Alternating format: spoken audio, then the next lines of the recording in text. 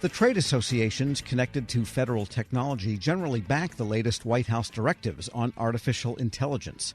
A recent Office of Management and Budget memo gives agencies detailed guidance on making trustworthy and secure AI systems. For one view, we turn to the Executive Vice President for Policy at the Information Technology Industry Council, Gordon Bitko. Gordon, good to have you back. Tom, great to be here as always. And when you were a federal CIO, this whole artificial intelligence question really didn't come up. I mean, people knew it was out there, but it wasn't really something close to the toolbox for CIOs, was it? It was not. I think what we've had is a real tipping point in computational ability that's made it much more available and accessible, much more widely and readily today than it was. But as you know, Tom, the reality is a lot of what we're saying is AI now are things that we did talk about 4 or 5 years ago when I was in the government. A lot of the advanced machine learning capabilities, a lot of those tools were there already. And the White House memos in the Biden administration have been lengthy and detailed, but there's a lot of detail that needs to be in there.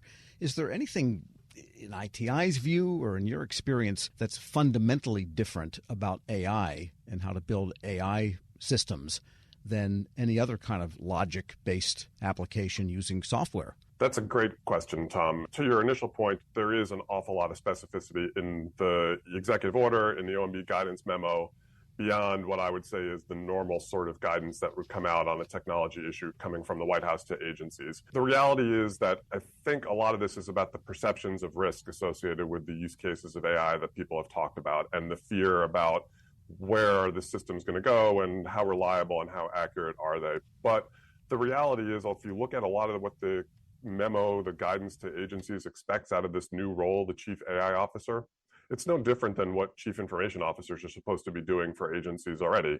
What's the inventory of all the technology you have?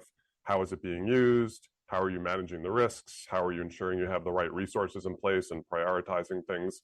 Those are all things that a CIO is supposed to be doing today. And it sounds like in the case of AI, though, it's not strictly a CIO concern because the rise of the data officer, which is somewhat separate from the CIO. In some cases, it's not even in the CIO channel. That varies from agency to agency. But the data issue is a big part of AI, because the data goes into the AI as opposed to the other traditional applications where they produce the data. That's a great point, Tom. A couple of observations on that. One is I think it's going to be confusing for agencies. They've got a chief data officer now, a chief AI officer, a chief privacy officer who's got responsibilities around a lot of these data concerns, a chief information officer, a chief information security officer, maybe a chief technology officer.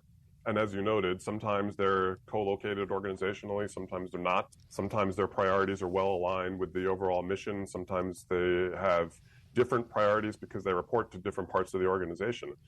That's going to be a really big challenge for agencies to figure out, number one.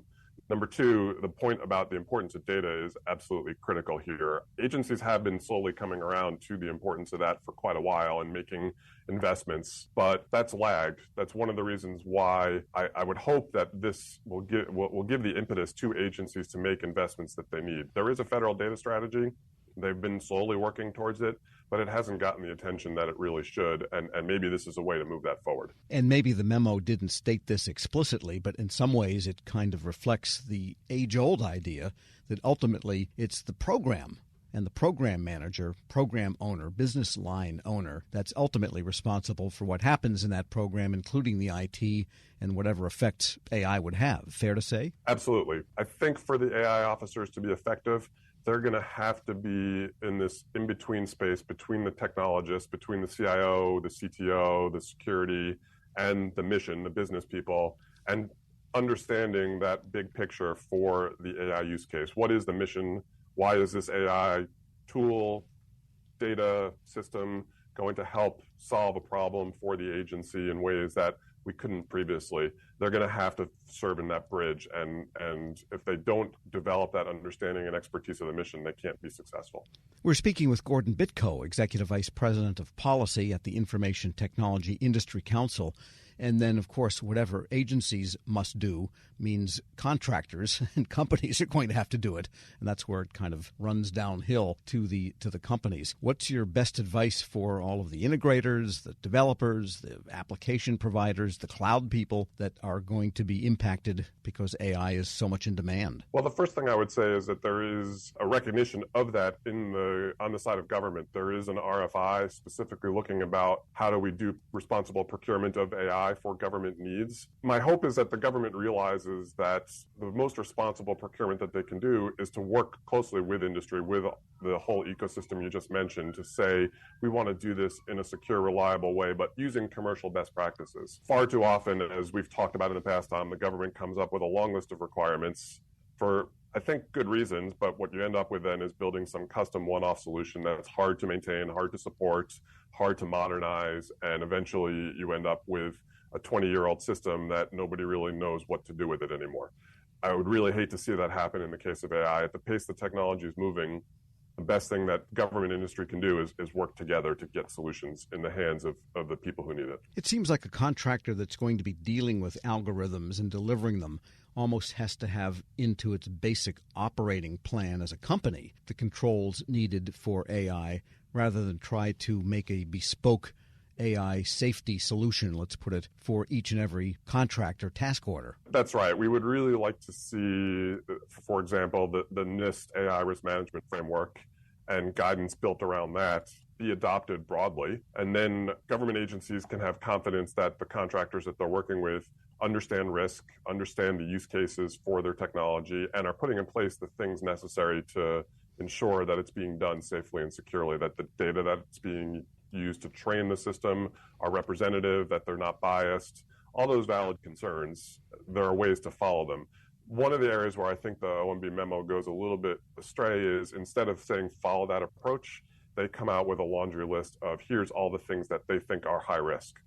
Sure. Undoubtedly, many of them are high risk, but the specifics of every use case are going to vary, and we would really rather say, let's use the risk management framework rather than have this other sort of prescriptive approach. And can you envision a time when companies won't really be selling AI, just as agencies won't be buying AI? They'll simply be buying and selling contemporary applications, a component of which happens to be artificial intelligence. That's already happening today, Tom. It's a great point, and one of the questions that we've had and one of the challenges, to give you an example, we have in the ITI membership a number of companies who provide security solutions in one way or another. A lot of the way that they build their models to understand security threats is using big data machine learning AI models that collect millions or billions of endpoint pieces of data about what are the threats and what are the activity, and they need sophisticated tools to help them understand, is this an indicator of a threat or not? And then they provide the results of that to the government, to customers who are using those products and services.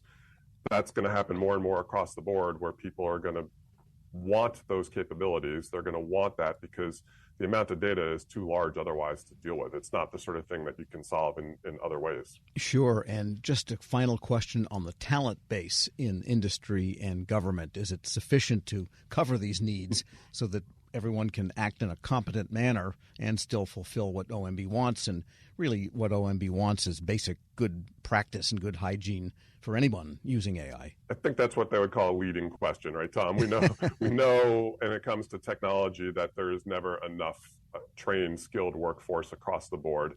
There are individual agencies that are more technically inclined, that are operating from a higher starting point and probably in pretty good shape, but across the board, we need to invest in joint solutions between government and industry, between public and private partnerships to raise the overall skill level. And then I think a related point to that, Tom, is lots of job descriptions over time in the government and outside are going to evolve because people are going to want and need to take advantage of new tools. And so what does that mean? And what does that mean for retraining the existing workforce so that they know how to use those tools and become more effective and be more focused on the actual real things that we need them to do that can't be solved by AI, but really actually do need a person to be looking at something and making a decision. Gordon Bitko is Executive Vice President of Policy at the Information Technology Industry Council, the ITI. Thanks so much for joining me. Thanks again, Tom. Great to be with you. And we'll post this interview along with a link to more information at federalnewsnetwork.com/Federal Drive. Subscribe to the Federal Drive wherever you get your podcasts.